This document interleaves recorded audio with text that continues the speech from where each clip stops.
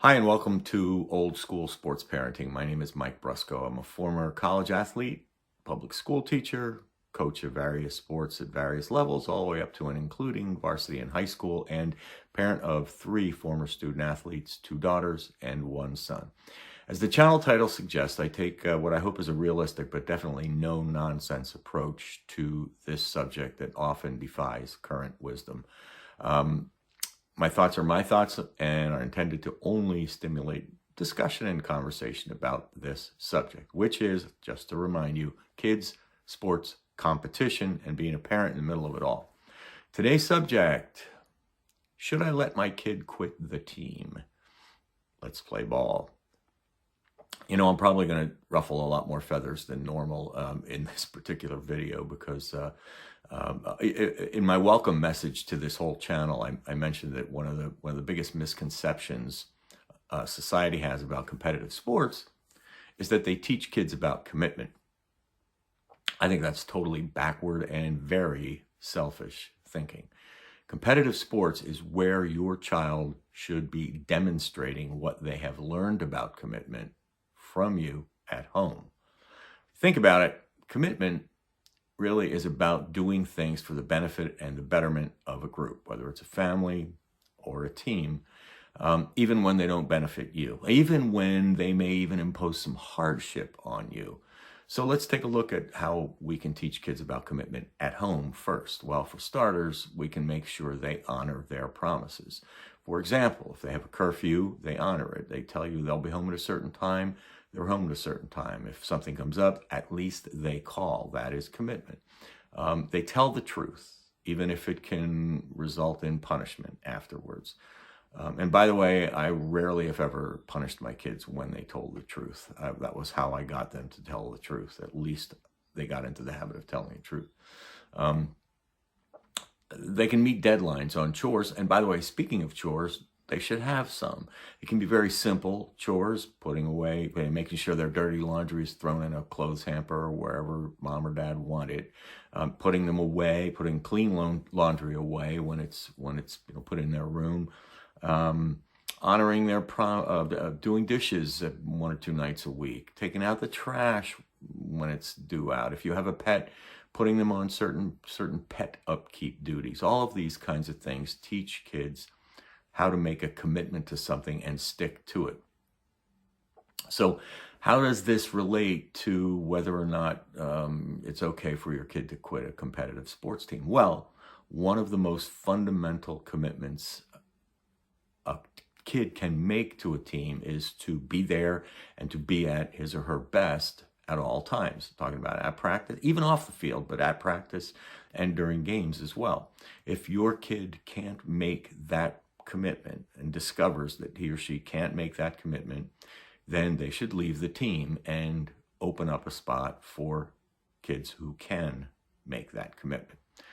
Won't that teach your kid that it's okay to break their promises, to break their commitments? In a word, no, it won't. The commitment wasn't to stay on the team no matter what, under any circumstances. It was to give the team its very best. And if you can't do that, get out of the way and leave it to the kids who can. Forcing the kid to stay on a competitive team when he doesn't want to be there is the most selfish thing you can do. I mean, it takes away a roster spot. It takes away playing time. It takes away possibly even starting positions from kids who are more deserving by virtue of their higher level of commitment to helping the team be competitive. Again, we are talking about competitive sports here. If my kid was sitting on the bench behind a teammate who was there against his will because his parents forced him to be there, I would be furious, mostly with the parents, but in part probably with the kid too. If memory serves, I only dealt with 2 resignations from sports from my kids when they were growing up. In one case, one of my daughters quit softball I think she was around 10 or 11 at the time, and I think she quit really on opening day when the coaches were picking their rosters, and they got into a gigantic argument about who got what kid based on where they lived in what part of the county. And my daughter wanted no part of that kind of territorial nonsense on a girls softball team. So she left. And the other case, one of my other daughter, I quit a lacrosse team after a practice or two because she just discovered the level of commitment was going to be more than she wanted to make. They were going to practice. It was a very competitive. It wasn't a school team. It was a travel team, but they were going to be practicing 3-4 nights a week, playing games every weekend. She just wasn't down for that whole thing. And so I let her leave because it wouldn't have been fair if she'd have made the team and didn't want to be there. It would have taken a roster spot from maybe another kid who wanted to play, maybe saw lacrosse longer term as a sport that they wanted to compete with. So again, some people might argue that, you shouldn't let kids quit a sport in the middle because it's going to teach them to at least make them finish the season. It's going to teach them to be quitters. They're going to become quitters all their life. I understand that reasoning, but my experience doesn't match up with it. My kids didn't become quitters just because I let them leave a sport that they didn't like or that they were playing at a level above where they should play. It's easy to monitor your kids day to day and see how they're dealing with setbacks and challenges and make sure that their default behavior is not quitting on the subject or quitting on the challenge. Now, real quickly, and to wrap up, there is a difference. There are different kinds of quitting. There's quitting at the beginning of a season, early in a practice, like I described in a couple of cases here. And there's also quitting when you have come to an impasse with a coach. Either you have a sense they really dislike you. I know that's rare, but it does happen. Or that you feel you should be playing more and there's a kid ahead of you that isn't. I mean, both of those, you leave a team, both of those meet the definition of quitting. But in the former case, you're not really leaving an established team behind, a team that's counting on you. Whereas in the latter case, you've left a team in the middle of a season because you've reached an impasse and you really aren't getting what you want out of the sport. In both of those cases, I still believe leaving the team is justified. Certainly in the first one, that's a layup.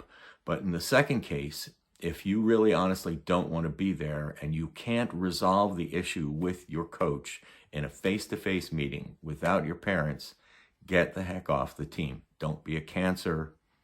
Open up a roster spot for kids who want to be there and be done with it.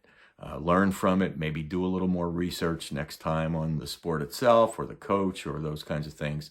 But by all means, don't stick around if you don't belong there. So there you have it.